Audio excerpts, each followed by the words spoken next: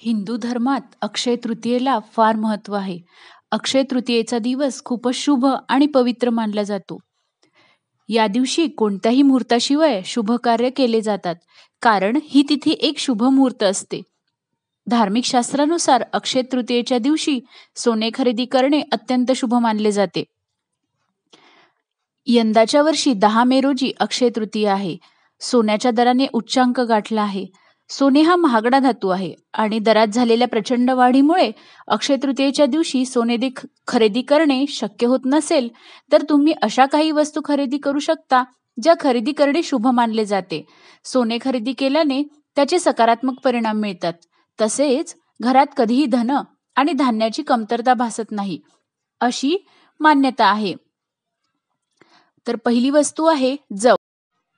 अक्षय तृतीयेच्या दिवशी तुम्हाला सोने खरेदी करणे शक्य होत नसेल, तर या दिवशी जव खरेदी करू शकता. अक्षय तृतीयेच्या दिवशी जव विकत घेऊन भगवान विष्णूच्या चरणी अर्पण केल्यास दिवस रात्र यश दुप्पट मिळते. श्रीयंत्र. धार्मिक शास्त्रात श्रीयंत्र हे देवी लक्ष्मीचे रूप मानले जाते. अक्षय तृतीयेच्या दिवशी श्रीयंत्र घरी आणल्यास देवी लक्ष्मीचे आगमन होते.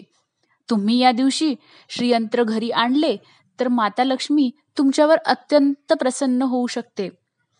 लक्षात ठेवा, श्रीयंत्रला कमळांची माळ वाहत असतात. जर आपल्याकडे कमळांची माळ नसेल तर आपण कमलगट्ट्यांची माळ विकत आणून श्रीयंत्राला नक्की वाहा. शंख आणि कवड्या. अक्षय तृतीयेच्या दिवशी कवड्या खरेदी करणे अत्यंत शुभ मानले जाते. या दिवशी 11 कवड्या आणून देवी लक्ष्मीच्या चरणी ठेवाव्या आणि पूर्ण विधीपूर्वक लक्ष्मीची धूप दीप नैवेद्य आरती करून पूजा करावी आणि लाल कापड्यात त्या कवड्या गुंडाळून ठेवाव्या. अशाने लक्ष्मी आपल्यावरती प्रसन्न होते. अक्षय तृतीयेच्या दिवशी दक्षिणावर्ती शंख घरात आणू शकता. आपल्या पूजेच्या खोलीत तो शंख ठेवा आणि सकाळी संध्याकाळी शंखनाद करा. असे केल्याने तुमच्या घरात सुख आणि समृद्धी नांदते. मातीची भांडी. अक्षय तृतीयेच्या दिवशी मातीच्या भांडीचे दान करावे. असे केल्याने घरात देवी लक्ष्मीचे आगमन होते.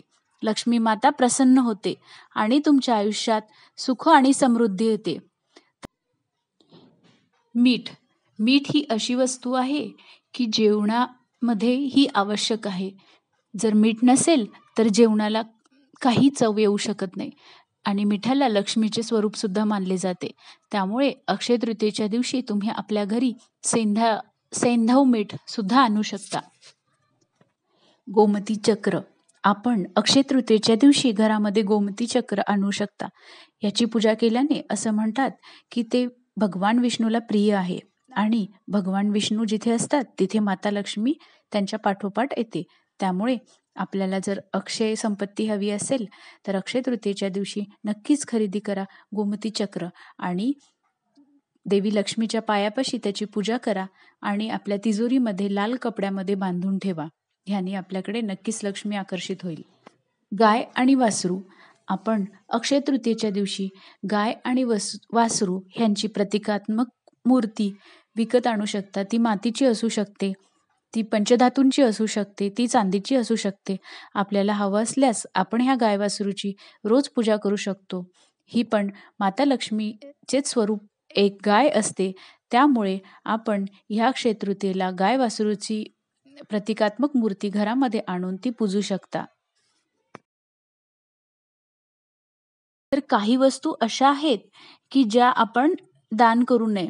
तर त्यापैकी आहेत क्रमांक 1 तुटलेल्या वस्तू. नेहमी लोक गरिबांना तुटलेल्या फुटलेल्या वस्तू दान करतात, पण असे केल्याने वस्तू नियमांमध्ये बसत नाही. खास करून जर तुम्ही अक्षय तृतीयेच्या दिवशी असे काही करत असाल तर तुम्हाला खूप नुकसान झेलावे लागू शकते. त्याचबरोबर टोकदार वस्तू.